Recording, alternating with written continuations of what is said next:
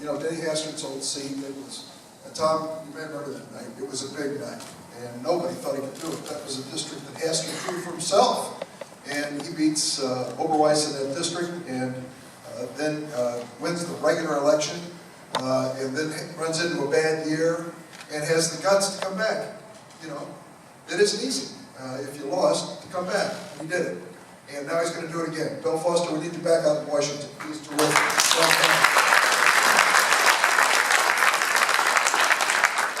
I was telling to Mr. Hagel here, Mr. Bosky, thanks for walking the parades, but there are a lot of you who've done that during the course of this campaign.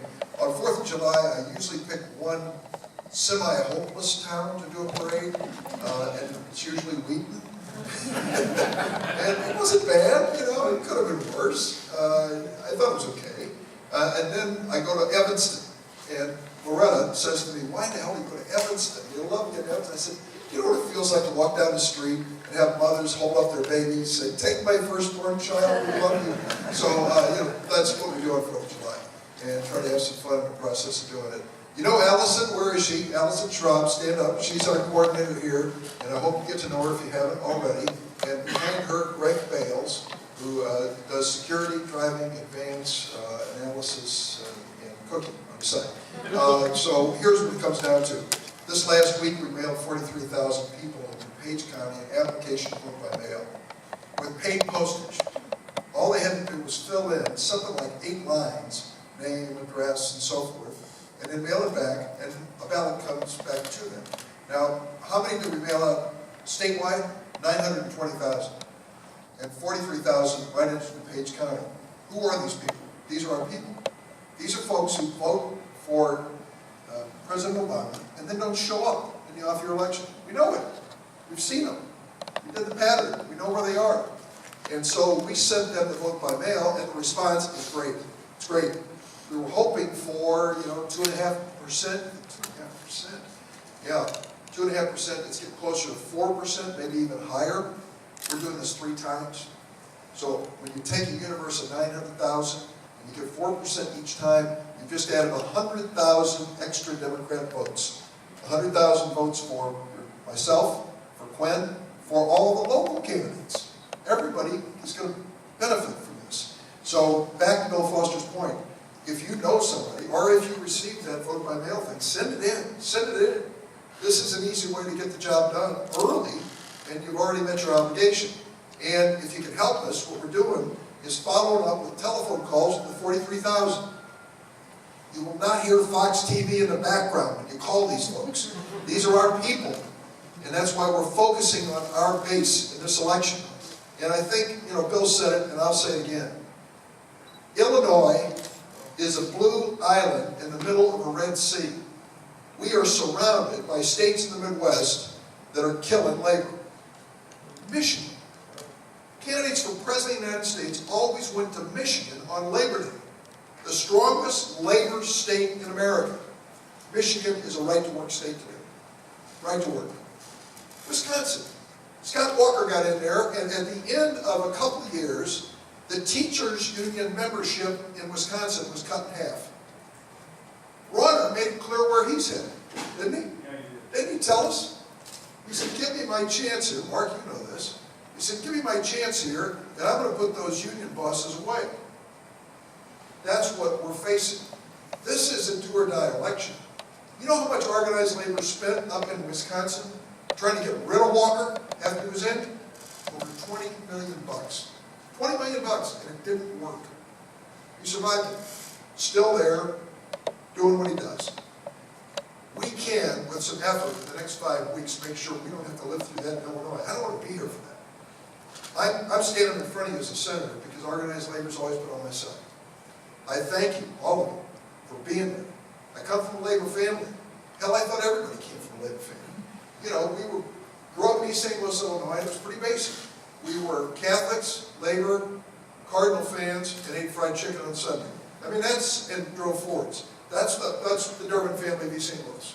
And I kind of thought those people were like that. Turns out they were Cub fans. Sounds other people out there.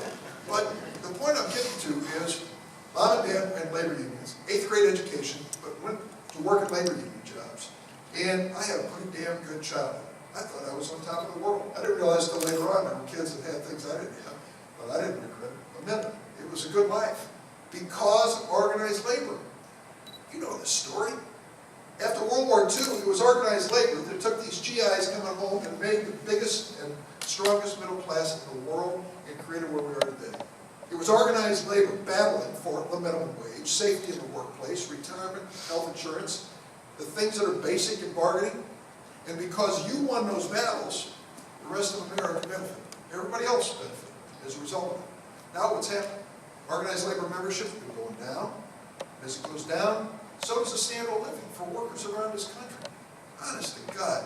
I sit down with the Chicago Tribune editorial board yesterday, and I'm supporting an increase in minimum wage. And I sit next to this multi-millionaire, the dairy magnate, Jim Oberweis, and he opposes it. And I'm thinking to myself, that isn't fair. And so the Tribune guys are saying, no, this is how the market works. The market sets the wages. And so, the market values the worker. And I couldn't say BS because we were being bigoted. But what it came down to was that's just phony. And you know why it's phony? Because workers across America are more productive today than they've ever been. Workers across America are creating more profits for companies than they ever have, and yet workers' wages aren't going up. If you believe in this basic economic stuff, workers' wages ought to go up. They don't. What happens? Well, folks at the top take it out in profits and dividends and corporate salaries. Now look at Ron. There's a case going down in Florida. You're going to hear more about it. He was involved in a major multi-million-dollar investment, and it involved nursing homes. And some terrible things happened in those nursing homes. And Ron cut and run. Transferred the nursing home and their liability to a dummy corporation. Some poor soul, this old man who knows nothing about anything, ends up being the president of a defunct corporation that ends up with the liability while Ronner takes the millions and runs. The CEO of this company was paid $5 million as they liquidated it, transferred it, and 1,100 employees who lost their jobs were given a $20 gift certificate to a local grocery store. I'm not making this up.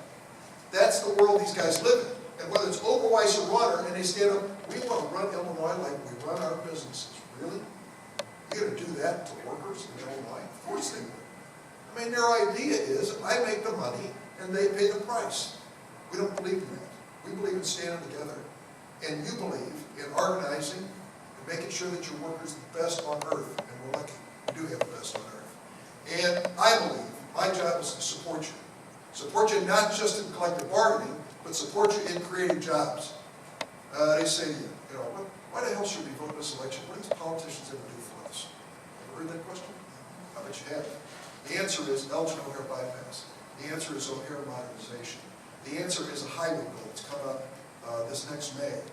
And I'll tell you, Illinois in the last round on the federal highway bill got the largest percentage it ever has received in Washington. They call me a career politician. Well, I want to tell you something. After 32 years, I know how to get things done. And it means bringing back the federal dollars to Illinois to put people to work and build the roads we need to build our economy. No apologies. If I'm a career politician, then my opponent is a career candidate. This is his third try for the Senate. Twice he ran for the House. Once he ran for governor. Once he ran for state senator. Pretty busy guy, right? Well, I believe in getting things done. That's why I decided to run again. But I can't do it without you. If you can produce a handful of people, maybe 10 people, get in touch with Allison, we'll get on the phone, we'll give you the names of those 43,000 people who got the vote by mail application. If you'll get on the phone and call them in the precincts and say, hey, send it in. That's all you got to do. Send it in. That helps. Helps a lot. Just a reminder so that they get up and vote. So I thank you for your support. And I'm glad to see Mark in the front row here with his very subtle shirt. And job site shirt. And thanks to the Page Building Trades and King County too. Thanks to all of you for what you've done to help me out over the years. And now let's get together and make sure we win this election. Thanks everybody.